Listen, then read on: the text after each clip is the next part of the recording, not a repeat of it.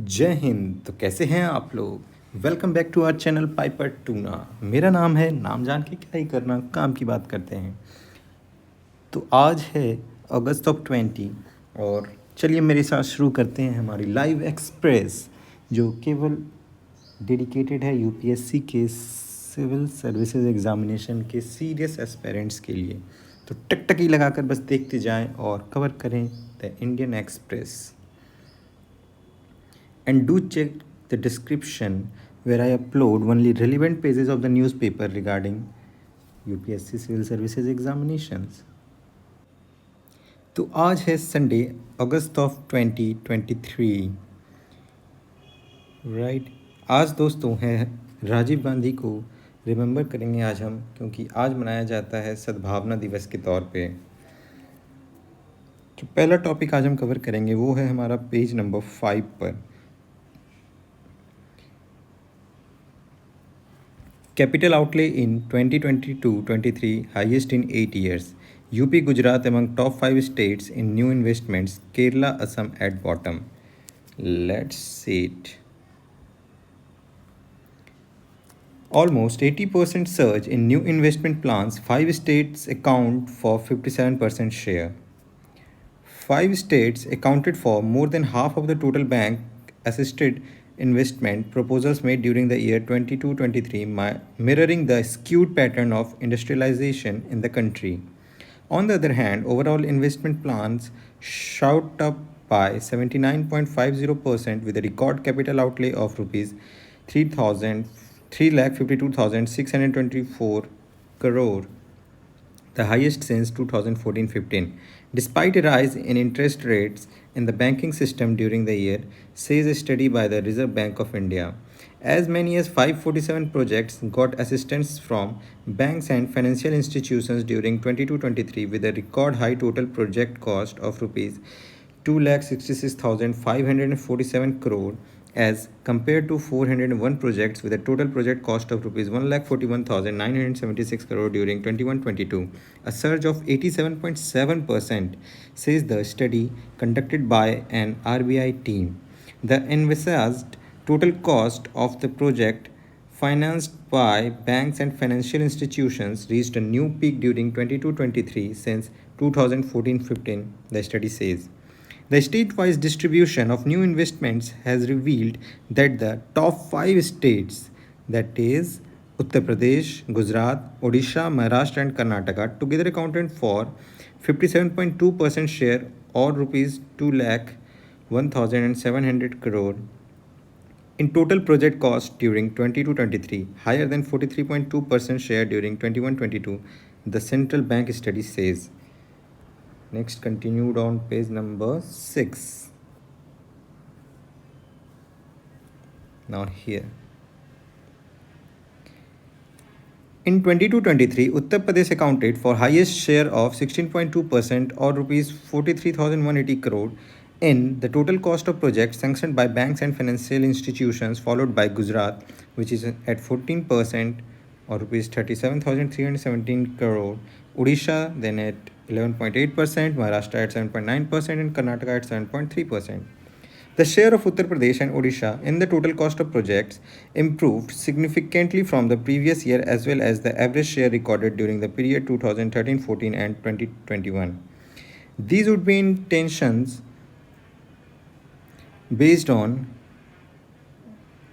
data from banks and FIs foreign investments when this give loans where phasing is provided. CMIE data for June shows a rise but heavy concentration in airlines, said Madan Sabnavis, chief economist, Bank of Baroda. Overall investment plans of 982 projects were made during 22-23 with record capital outlay of rupees 3,52,624 crore, higher than the level seen in 2014-15, as against 791 projects in 21-22 with investment intentions of rupees 1,96,445 crore, as a surge of 79.50%, the RBI study says. These projects include those assisted by banks, private fund mobilization, and overseas borrowings. Significantly, the rise in new investment has happened at a time When the RBI hiked the repo rate, the rate at which the RBI lends to banks by 250 basis points to 6.50% since April 2022. Despite the rise, credit offtake has shot up by 19.7% as of July 23, a year-on-year rise of rupees 24.33 lakh crore. In bank assisted projects, Kerala, Goa, and Assam are at the bottom of the table in getting the lowest number of new investments. Kerala received just 0.9%, rupees 2,399 crore of the total investment plans. Assam got just 0.7% and Goa 0.8%. Haryana and West Bengal also failed to get many investment projects, accounting for around 1% or rupees 2,665 crore of the total projects. Overall, a total capital investment of rupees 2,19,649 crore through the various channels of funding was expected to be made by the private corporate sector in 22-23, recording an increase of 6.7% from the planned phasing of the previous year, primarily led by a rise in capex project financed by banks and foreign institutions, more than offsetting the decline in capital investment through external commercial borrowings (ECB), the RBI said. External commercial borrowings. According to the study, the phasing profile of envisaged capex based on the pipeline projects sanctioned by the bank and FIs in the previous year prior to the preference year increased from rupees 70,906 crore in 2022-23 to rupees 1,17,182 crore in 23-24. While based on all channels of financing together, it stood at rupees 1,71,568 crore in 22-23 as against rupees 94,876 crore in 22-23. There were 8 mega projects with project cost rupees 5,000 crore and above and 68 large projects rupees 1,000 crore, rupees 5,000 crore. Sanctioned by banks and FIs during 22-23 having a share of 27.1% and 41.3% of total project cost respectively. The phasing plan of large projects may have a bearing on the capex in the long term, it said. However, the central banks has said the pickup in investments is largely due to the capital expenditure plans of the government. Investment activity gained further steam on the back of government capital expenditure, rising business optimism, and revival in private capex in certain key sectors. RBI Governor Shaktikant Das said while unveiling the policy recently. The near term outlook for private investment activity in India is gauged from project investment proposals of the private corporate sector, it said a sustained pickup in bank credit in recent periods, rising capacity utilization, improved business outlook and demand conditions, and various government policy initiatives to support investment activities provided a conducive environment for the private corporates to undertake fresh capital all India investment, the RBI study said. Purpose-wise pattern of projects according to the study indicates that investment in greenfield, that is new projects, accounted for the largest share of 93.1% in the total cost of projects financed by banks and FIs during 22-23 in line with the trend seen in the past. The infrastructure sector, comprising power, telecom, ports and airports, storage and water management, special economic zones, SEZ, industrial, biotech and IT park, and roads and bridges, remained the major sector accounting for 60% share in the total cost of projects during 22-23, it said. Within the infrastructure sector, road and bridges held a significant share in the total project cost supported by government's Bharat Mala initiative. Then we will see again on page number 5. Our next is ahead of G20 here.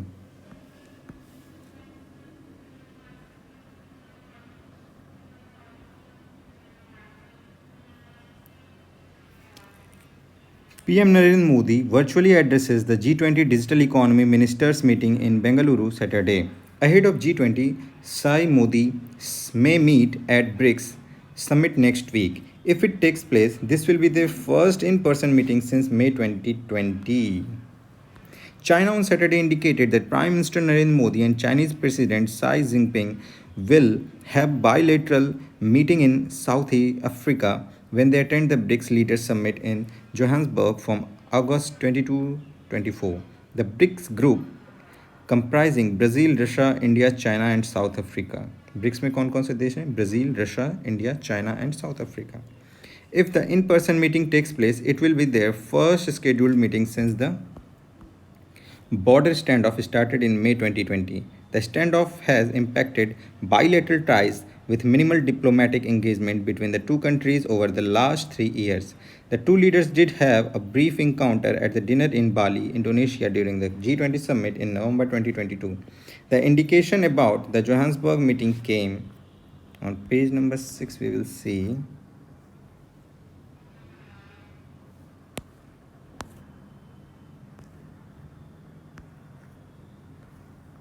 it came from China's ambassador to South Africa, Chen Xiaodong, who told reporters in Pretoria, I am confident that as two nations, the two countries, we will have direct talks, direct meetings at the August 22-24 summit.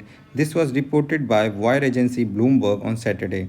I cannot say there is tension between us, but as neighboring countries, we have many common interests at the same time. We have some problems, he said on Friday, according to Bloomberg. There is no official confirmation of a scheduled bilateral meeting, but sources in New Delhi said the two leaders will be in the same venue, either the summit room or the leaders' lounge. From almost 2 days in Johannesburg, and a possible meeting can't be ruled out. When asked, sources in the Chinese embassy in New Delhi also said they do not have any relevant information for now. Both sides have kept the option open ended, and that reflects a possible window of opportunity for the two leaders to meet on the sidelines of the BRICS Leaders Summit. While Xi Jinping will be in South Africa from August 21 till August 24, Modi reaches Johannesburg in the afternoon of August 22. The main BRICS Leaders Summit is being organized on August 23 and the BRICS outreach sessions with African leaders will be held on August 24. Modi is expected to have a series of bilateral meetings with the visiting leaders of the African countries and Brazil President Luiz Inácio Lula da Silva, apart from host South African President Cyril Ramaphosa. But all eyes will be on a Modi Xi Jinping meeting. If it works out, this would be their 20th meeting since they have been in power. 18 meetings took place between 2014 to 19, and since 2020, when the border standoff started, they haven't met in a scheduled format yet. Their 19th meeting, a brief one at the G20 dinner in Bali, was initially portrayed as a mere exchange of courtesies. 7 months later, India confirmed in July for the first time that the two leaders had indeed spoken about the need to stabilize the bilateral relations. The Chinese Foreign Ministry had mentioned about the important consensus between the two at the Bali summit. In the last month or so, diplomatic and military talks have taken place, and they have picked up place ahead of the BRICS summit. They started with External Affairs Minister S. Jaishankar meeting Chinese Foreign Minister Wang Yi, who was a senior political functionary then as a member of the Communist Party of China CPC Political Bureau and director of the Office of the CPC Foreign Affairs Commission, followed by NSA Ajit Doval's meeting with Wang again about 10 days later. Wang Yi was appointed Chinese foreign minister soon after, once again replacing King Gang last month. This was followed by the 19th round of corps commander level talks early this week, which issued a joint statement peppered with language perceived as positive. The two sides has a positive, constructive, and in-depth discussion on the resolution of the remaining issues along the LAC in the western sector. In line with the guidance provided by the leadership, they exchanged views in an open and forward-looking manner. This was followed up by Major General level talks on Friday at Daulat Beg, Oldie, and Chushul along the line of actual control LAC in eastern Ladakh to work out the finer details of resolving the existing friction points. This sense of urgency in bilateral conversations also comes ahead of Xi Jinping's visit to India for the G20 leaders summit on September 9 to 10. In 2017, when the Indian and Chinese troops were in a border standoff at Doklam, the two sides had managed to resolve the 2.5-month-old border standoff just days before Modi and Xi Jinping were scheduled to meet for the BRICS summit in Xiamen, China. Now, our next topic is on page number 9. On page number 9, we have Modi at G20 meet work jointly on cyber security. Let's see what is it. The G20 nations must have convictions, commitments, coordination, and collaboration to face challenges of security threats in the digital economy and responsible use of artificial intelligence. Prime Minister Narendra Modi told the G20 working group of the ministers on digital economy on Saturday. As the digital economy spreads globally, it will face security threats and challenges.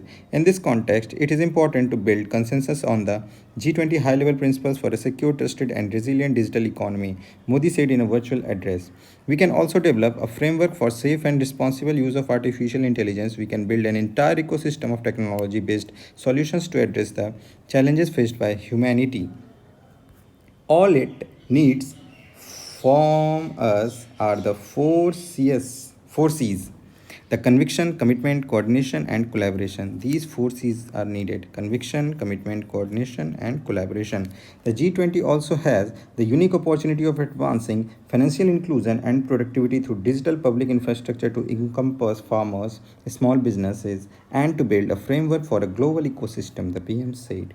Modi welcomed the efforts of member nations to create a G20 virtual global digital public infrastructure repository and said it will help create a transparent, accountable, and fair digital ecosystem for all. He said, I also welcome your efforts to develop a roadmap to facilitate cross country comparison of digital skills and set up a virtual center of excellence on digital skilling.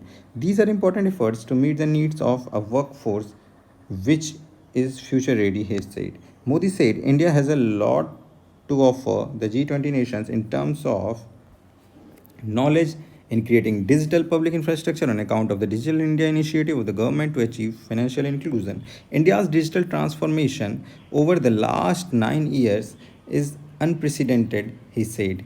Our unique digital identity platform Aadhaar covers more than 1.3 billion people, Modi said. The UPI system for financial transactions sees nearly 10 billion transactions every month and more than 45% of global real-time payments take place in India, he noted. In a briefing afterward, Union IT Minister Ashwini Vaishnav said the meeting had absolute consensus on the concept and application of digital infrastructure. We also had a lot of consensus on cybersecurity, where we agreed that this is a problem the entire world has to face together. Another consensus was on inclusive growth of small businesses in the digital economy, he said.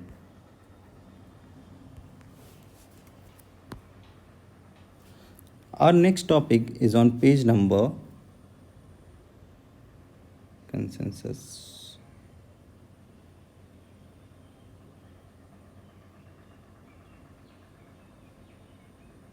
15.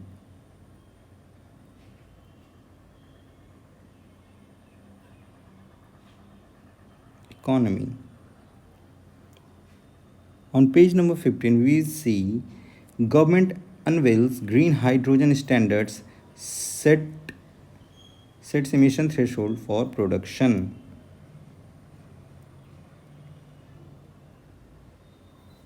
The Ministry of New and Renewable Energy on Saturday notified the green hydrogen standard for India, outlining the emission thresholds for production of hydrogen that can be classified as green. India became one of the few countries to have a definition for green hydrogen.